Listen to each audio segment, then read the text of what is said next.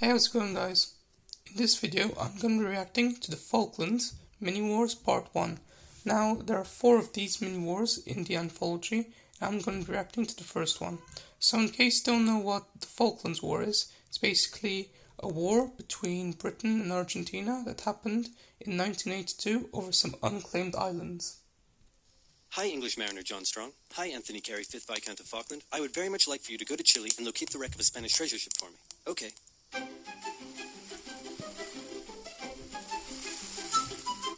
Hey, I found some islands. The English were probably not the first to discover the Falklands, but they were the first to write it down. They found it to be cold, wet, and miserable, just like home. So they established a colony in 1765, unaware that the French had also discovered the islands and done the same a year earlier. And for a while the two were unaware of each other's existence, until presumably there was an awkward moment where they ran into each other.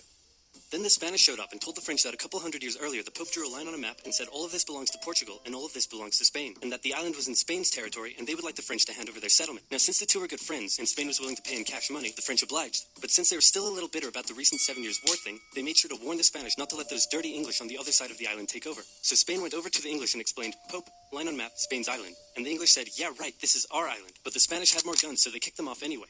But then England threatened to go to war. So Spain went to their friends in France and said, hey, it looks like stuff is about to go down. You in on this? And the French Minister of War said, yeah, and we'll launch a full-scale invasion of England and party like it's 1066. But then King Louis XV said, 1, you're insane, and 2, you're fired. Sorry, Spain, we're not ready for a war right now. So Spain had to give the English their settlement back, saying it's still our island, and the English said, no, it's our island. Then some colonists in North America got a bit rowdy, so the English had to leave their settlement to go focus on that. But they left behind a plaque that said this is totally still our island. So the island was in Spanish hands, but then a French guy, no, not that one, turned on the Spanish, took over most of the country, and captured King Ferdinand VII. And in response, the Spanish colonies in South America started vying for independence. So Spain had a little bit on its hands and also had to leave the islands. And for a couple of decades, the islands were left uninhabited except for the penguins, the fishermen, and the gauchos, which are basically like cowboys but cooler and Spanisher. A merchant from Hamburg, living in the now independent United Provinces of the Rio de la Plata, heard about the feral cattle roaming the Falklands and thought it would be a good way to make some money. So he got permission from both Buenos Aires and the British government to set up trade there as a private venture. Some American ships came down and began hunting whales and seals around the islands, and Verney wasn't too happy about it. So he asked Buenos Aires for some military assistance in defending the islands, but Buenos Aires said, meh, do it yourself, gave him some weapons, and appointed him governor of the islands. So he seized the US ships and arrested their crews. In response, Argentina two things was a lot happened. smaller First, back America then. came down and said, nice settlement you have there. Would be a shame if someone destroyed it. And then they destroyed it. Second, Britain heard Verney had been appointed governor, meaning the United Provinces, actually now the Argentine Confederation, were officially claiming the islands as theirs. So Britain showed up and said, hey, didn't you see our plaque? And since they had more guns, they kicked them off the island. And the Falklands remained firmly in British hands for the next century. They officially became a crown colony in 1840. Port Stanley became the island's capital in 1845. The cattle hides from the island weren't worth much, so they imported sheep from Britain in 1851. 2 world wars came and went, and all this time the Argentinians never rescinded their claim over the islands. Now it's 1976, and after a couple civil wars, a new brutal military dictatorship sponsored by the US fight against communism has taken control in Argentina, and by 1981, this guy was in power.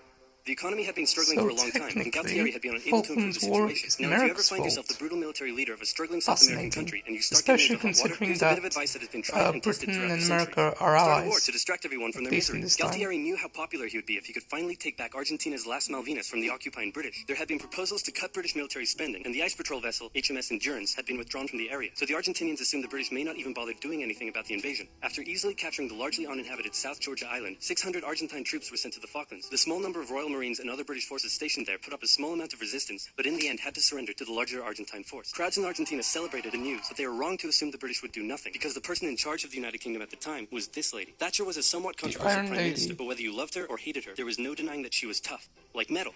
Iron, for example. She immediately declared an exclusion zone around the islands and organized for a task force of over 100 ships to set sail for the Falklands. The United Nations expressed concern at the Argentine invasion. All South American nations apart from Chile backed Argentina. And since the United States had propped up the Argentine dictatorship, Reagan went to Thatcher and said, could you maybe just let them have the islands? And Thatcher said no.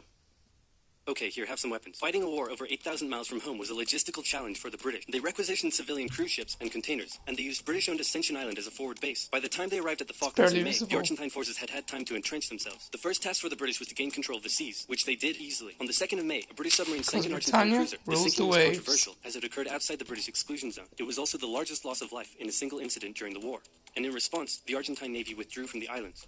The next task for the British was to gain air superiority. While the Argentine Air Force controlled the skies, they were able to inflict considerable damage on the Royal Navy below. Days after the sinking of the General Belgrano, 2 Argentine super-étendards carried out a raid on the HMS Sheffield and sank it with an Exocet missile. For weeks, the Argentine Air Force would continue to carry out raids and inflict heavy casualties on the Royal Navy, with British Sea Harriers doing their best to take out as many of the Argentine aircraft as they could. While the battle in the skies raged on, San Carlos was chosen as the best landing site for the British ground forces. An SAS raid took out Argentine defenses on Pebble Island, and the HMS Alacrity sailed through Falkland Sound to flush out any Argentine supply ships. The landings began on May 21st, with Argentine aircraft carrying out full-scale raids on the task force ships taking part in the landing, damaging several and sinking a few. But anti-aircraft cannons and Sea Harriers shot down many of the aircraft in what became a major turning point for air superiority, and a beachhead was successfully formed. Then the ground troops began their movements out of San Carlos, across the north towards Stanley, and south toward the Argentine stronghold at Goose Green. In the following battles, a clear trend emerged. The Argentine conscripts put up a good fight, and with the rough, muddy terrain, the war was by no means easy for the British. But with highly skilled Royal Marine commanders and parachute regiment troops, the British would often find themselves taking on larger numbers of Argentinian soldiers, but would still come out victorious with minimal casualties. The 14-hour-long battle for Goose Green commenced on the night of May 28th. The battle ended in a decisive British victory, with over 900 Argentinians surrendering. Then, with 5,000 reinforcements arriving from the 5th Infantry Brigade, the British started preparing for their final assault on Stanley. In a series of hard-fought battles, they took control of the hills and mountains surrounding the town, as the Argentine forces withdrew, with British ships shelling their positions from offshore. Utterly surrounded, on the 14th of June, the Argentinians surrendered, and the war was over.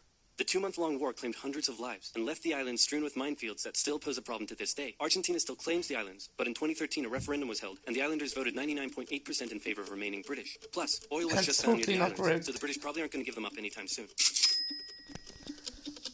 Okay, so anyway, that does it for this video, guys. If you like this video, like, comment and subscribe. And in the next video, I'm going to be reacting to another mini war.